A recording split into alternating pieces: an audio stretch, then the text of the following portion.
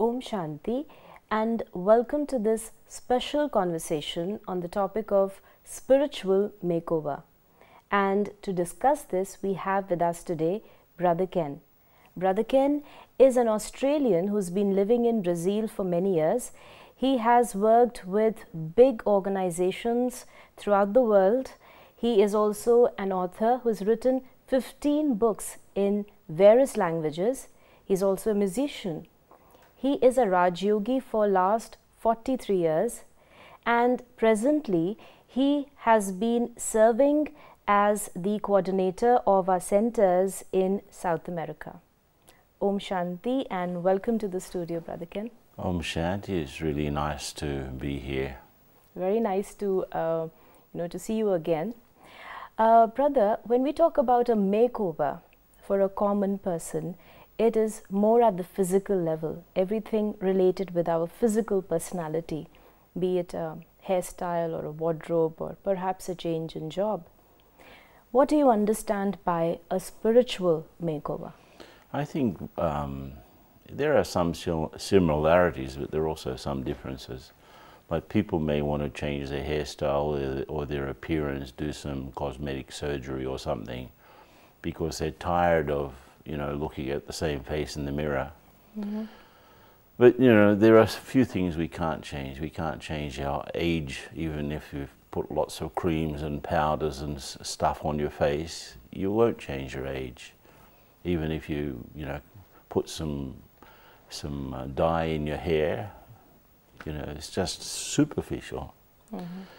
And other changes, for example, if you change, some people may be tired of their appearance, some people may be tired of their work, or some people may be even tired of their family, There are so many cases of people just, leaving wife and kids, or the wife runs off somewhere, or the kids also run away from home. They're not happy with their environment. But even then, it's like you can't change your inner being just by making some physical changes. So the reason for being tired of yourself or tired of your life doesn't change, and we see that. Mm-hmm. People go to another country, even they go to another city, they get a new job, they do a new career, or even they find a new relationship. But what was motivating that tiredness of their situation mm-hmm. has not changed, and you often find them the same problem again comes up in another place. Mm-hmm. And again, if you start to depend on cosmetic surgery or hair dyes or whatever, after some time that will also have its effect on your physical body. Mm-hmm.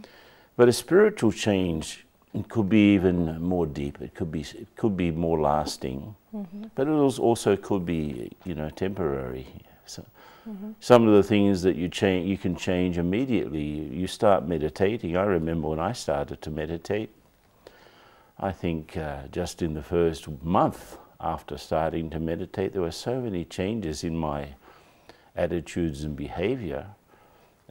Things that used to bother me stopped bothering me, for example, but there are also deeper things in ourselves. It takes a long time to do the makeover, let's say, spiritually. Mm-hmm. As you're talking, it seems that what motivates us to change something physically could have a spiritual cause or a reason which is hidden. And the spiritual reason or the cause is always hidden. How do I recognize it? I think there is a similarity, as I said. It's basically you're not content with the status quo, how you are or how you appear. And it's the same internally. You're not happy with the way you are with yourself. It's all really about self-respect in a way. But I remember that there was a very good example for me, because at one point I was working in those days, it was many years ago. I was still in Australia, I hadn't gone to Brazil. And I was working in a company in their R&D, mm-hmm. Research and Development Lab. And the company was bought by an American concern, but they wanted to re-establish something in Melbourne and I was living in Sydney. So there was me and this other guy, we were part of the deal. And so we moved to Melbourne. Now, I was able to live in our meditation center because we just started it. And my colleague he actually had better qualifications than me. We're about the same age, but he'd studied more. We were both in the deal, right? So I just noticed that he was taken out of his environment, thrust out of it, unprepared, he didn't have any friends, didn't know anyone. And he started to go out late at night looking for friends. And I was already, practicing meditation early morning and so on. But I could see very clearly that the difference between my performance and his performance was very marked, because I was stable, I was okay. And I didn't need to, try to impress the boss, for example. Mm-hmm. I just kept the normal respect and was busy at my work. And because he was flagging behind in his work, he was getting in late and so on, he tried to make up for it by, praising the boss and, doing all those sorts of games that, to make himself noticed. And I was unconcerned totally. And just treating people with respect because that's the way I saw it. So it was like a forced makeover in his case. He was forced to go to another place. He was forced to have new attitudes and even new relationships and new behaviors. And I was quite content because I knew all of the people in our center and everything was really nice, every day starting meditation. So when the time came for a promotion, though he had better qualifications, it was me who got the promotion because I was more concentrated in the work, which required a lot of concentration. So I noticed that even when there's a forced situation, you can just adapt very easily. And I think that's the secret of being able to change with the circumstances instead of being changed by them. When you mention that, tell us more about how can a person prepare himself for a change or a makeover, something which happens suddenly, for example. Yeah, well, I think it's really about inner power, We are in a world where anything can happen at any time to anyone. So it's a lesson of suddenly every day. Suddenly something can happen. Suddenly something can happen at home, something can happen to your family, something can happen at your work. Like this was a big suddenly that the company where I was working in Sydney was suddenly bought by an American concern, and they fired everyone except 2 people because they needed us in the new venture. So it's really, I could see that even now, it's about every day going inside yourself and preparing yourself for anything that happens. If you've got a stable inner seat, let's say, anything may happen, but you're okay. So it's really about changing yourself deeply internally rather than doing some superficial change of behavior. Today I'm going to be patient, but there's no guarantee that you will be just by saying it. But if you have an inner state that is able to adapt to a circumstance in which patience comes out naturally, is better, right? So it's not, it requires discipline, requires understanding, requires power. Which you said what we require. Now there are 2 things which happen with something which I'm working inside. A, it is hidden, it's invisible. So how much progress I have made, I cannot see, because in terms of a physical change, it's very visible. Sometimes it's instant and quick. So it's quite visible, I can see there's a change. And how much time would it take? Because I know for a job change or for a physical appearance change, there is always a duration, and I know from this time to this time, this particular change will happen. But for an inner process, when it's happening, how long does it take? Right. I don't think it's a question of time. It's a question of depth, and depth of understanding and depth of experience. At least that's how I understand it. Mm-hmm. You know, when people are just changing their haircut and so on, you can see it immediately.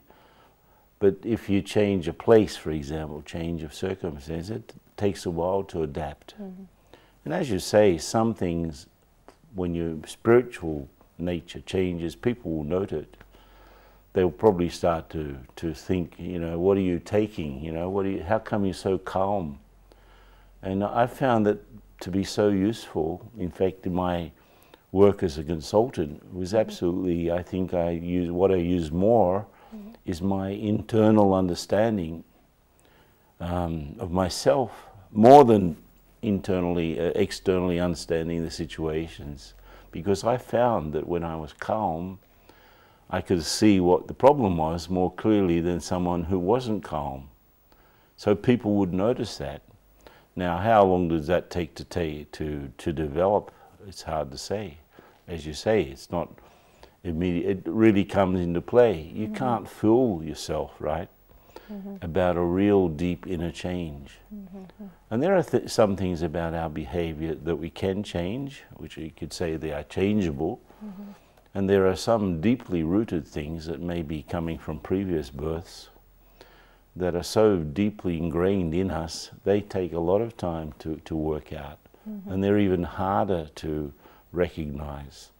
But you know, you can notice someone being more calm almost immediately. You can notice someone being, you know, less bothered by a circumstance. That's easy to see. But the deep inner, let's say, inner purity or the inner peace, that comes out with time, yes. I don't know how much. But if you are okay every day doing a regular practice, you'll start to notice it pretty soon. Why I ask this question is, for example, there's someone who's working on his anger, which is a very basic vice, a basic, you know, a behavioral thing which happens. Yeah. Now he's working on it, and he's working on it every day, and it seems that it is in control, but again it comes up. So what is it that can keep us motivated and patient enough to see it through, that I'm really finishing something off my behavior, or my, you know, making that change internally? Because sometimes, quite often people give up very soon when, you know, it seems that it's emerging again and again, and it seems it's impossible to change. So what is your suggestion that how to keep yourself motivated and at the same time patient while working on the inner self, which becomes sometimes very hard for people? I agree. You have to take an active concern in change rather than a passive concern. Like passive would be, well, I think I'm okay, I'll wait for the next situation to test me. That's not good enough. You have to, if there's a situation in front of you, you have to take an active participation in it. The situation that you know that in the past would have made you angry, you make extra effort to have a different type of behavior. And I'm just remembering a scene while you're talking. I was going from Albany in upstate New York to Sacramento in California. So they're not two big cities, right? So I had to go to Philadelphia and catch a flight, a connecting flight. But coming into Philadelphia, there was a storm, right? And so the landing was delayed, and so we missed our connection. Now everyone on the plane missed their connection to someplace, because they were going from a small city through a big city, Philadelphia, to all of these other places. Everyone missed their connection. And it was interesting when we all came up to the counter, all of the passengers on the plane, most of them were absolutely, you know, upset, angry. It was a Friday afternoon, the weather was not good, they wanted to get home. Probably they've been working a whole week somewhere and they're wanting to get back to their places for the weekend. They all missed their flights and so on and so forth. And the poor lady You know, the poor lady who was receiving all of these people, she was, you know, so, it wasn't her fault, it was the weather, right? It wasn't her fault that they couldn't get a plane, they'd missed their connection, but everyone was taking it out on her. And I noticed, you know, the vibration was full of anger, everyone was shouting and, you know, I want my money back and you have to do the best for me. I paid this special ticket and please, you know, you've probably seen that sort of scene. But when it came to my turn to sort out, I'm going to get to Sacramento, I said, poor lady, you must be suffering from all of these angry people. How do you feel? And she said, yeah, I feel really bad. But I'm not going to be angry. I know that it's not your fault. I know that the weather was bad, but, you know, just be easy. And I just want to know how long I will have to wait to get to Sacramento. And anyway, I ended up going to San Francisco, which is another airport. Well, it's a bit complicated. But, you know, in the past, maybe, before I started to learn to meditate, I would have been one of those same people. Where's my flight? Come on. But I know that that's not the way. I know it. I experience in my bones that that's not the right way to treat someone because, you know, I understand the situation and then, okay, understanding situation is there, but inner power is also there to be okay, you know, and just help the situation get better. So you just mentioned I would have been one of those people, you know, demanding and shouting and getting angry. So there is a before and there is an after. And this is exactly that you do in a makeover. This is before and now you have this changed new personality. Right. So what happens in between is a process.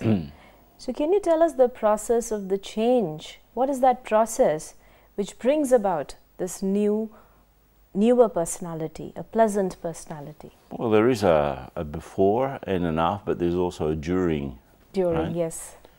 For me, especially, I think it's to realize the contrast between what I have with meditation practice, and not just meditation practice. With Raj Yoga, we also understand, you know, what the spiritual laws that surround our lives are. For example, I understand that I'm a soul. I understand everyone is a soul. Every one of us is playing our roles in this big, you know, big drama, big theatre of life. And I can't change anyone else's role. I can just control my own. I understand, for example, that I came into this body. I'm going to leave it. So the experience of my own eternity, for example, as a soul, helped me to not be so concerned about, you know, the body in a way. Because I understand the relationship between soul and body, and understanding that and experiencing that is what meditation, Raj Yoga meditation, is all about. I understand, for example, that there are spiritual truths which don't change. Even though everything around me is changing, there's some things that don't change. So it's a paradox in a way that I use the things that don't change to help me change. I use, for example, this truth that I'm a soul to hold on to, the reality, for example, of God, the reality of the Supreme Being, and His role in the things as the source of spiritual power that I can tap into whenever I want to. I understand that, and that's behind me. So I from inside out, I start to develop power and understanding that, you know, practically any situation that comes up in front of me, I can adjust. But it wasn't always like that. Before, I wasn't like that. And I guess it's after a certain amount of time, you're able to keep your charge. So every day, for example, instead of being depleted by everything that goes on and reaching the end of the day completely exhausted, I have learned to keep the level of my spiritual energy up so that anything that happens is a little bit less than what I need to deal with. So I just keep it was like keeping enough petrol in the car. And you'll never run out of petrol if you keep on topping it up. So it's a bit like that. I've learned to do that with time. How much time it took me, I don't know. That's a very important factor which you mentioned, that to always keep up the spiritual energy and the spiritual effort, so that my energy is not getting depleted. Because most of the time, as you previously mentioned, we are like passively. We want the change, but it's not proactive. We're not doing anything about it. We're waiting for that next trigger which shows that, you know, our energy was lessened. Yeah. You know, someone who has a lot of wealth and wants to get somewhere, he may even hire a helicopter, right, to get from point A to point B, instead of facing the traffic. And someone doesn't have any money at all, probably doesn't even have money to catch the bus, so they have to walk. So it's like I have enough to get by any situation. Practically there's no situation that will make me, you know, crawl up the wall or tear my hair out or get, you know, very difficult to imagine. I'm not saying that there may not be in the future, but until now I've been dealing with very difficult circumstances here, there and everywhere, and I find that that works, you know. Just have enough energy, spiritual energy, to get by anything, not just normal things, but even more difficult things. Maybe something in the future will, you know, throw me, but I'm pretty confident that I'm okay. You know, where does that come from? It just comes from constant, you know, spiritual effort. You know, it's not just starting the day with meditation, where you connect the soul with God and you recharge your inner battery, but from time to time during the day also doing the same thing. And I enjoy especially when I'm just walking from one place to the other, because I use the time that I'm walking to make sure that I, the soul, am in control of each of those movements. I'm making my feet move, I'm making my hands move. The detached A detached but also conscious being. Instead of walking anyway and no rushing, I make it a point to make my movements conscious. And so that also keeps the battery up, right? So if I'm making that effort, I'm recharging. You know, there are some cars that are called hybrid cars. They have a battery and also they run on petrol. Yeah? So by running on petrol charges the battery, and so then you don't need the petrol anymore, you just keep on the battery, and when you see the batteries going down you switch over to the petrol. Actually it does it by itself, and so you can get through the day with a little petrol, but the very movement keeps the car running. So it's a bit like that, spiritually charging the battery by what I do. So what I do doesn't take power away from me. What I do actually adds power back. Such a beautiful and very interesting and very useful thing that you've just mentioned, that even our movements and our doing and our walking and, you know, the routine work, interacting, which is what people say that's what makes us tired or mentally pressured, can be utilized to actually spiritually energize the self. That's a very good example. Yeah, I think I remember talking to a friend of mine who was a psychiatrist. He's very popular, actually, psychiatrist, probably the most famous psychiatrist in Brazil. And he's very generous also. He's not just, you know, charging millions, but he's very generous, does a lot of, you know, free, they call it pro bono, which means just a free service to people who are really needy. But I remember him talking to Daddy Janki, who's the leader of the Brahma Kumaris at the moment. And he said, you know, Daddy, I really get so exhausted every time. You know, all of these people come in front of me, and every time, you know, at the end of the day, I'm absolutely dead. And she said, but you're not the one who cures people. You are just the instrument of the one who cures. So this is the the thing that we have to work on, how to be an instrument of the divine, so that everything is already, I'm not using up my own energy, I'm just being an instrument. So we have to be the instruments, we have to be soul conscious, utilize our movements and the interactions to recharge the battery, and that's the way to always keep our batteries up. Thank you for these wonderful tips that you've given us through these conversations, and I'm sure this will be very, very helpful for all those who want a spiritual makeover.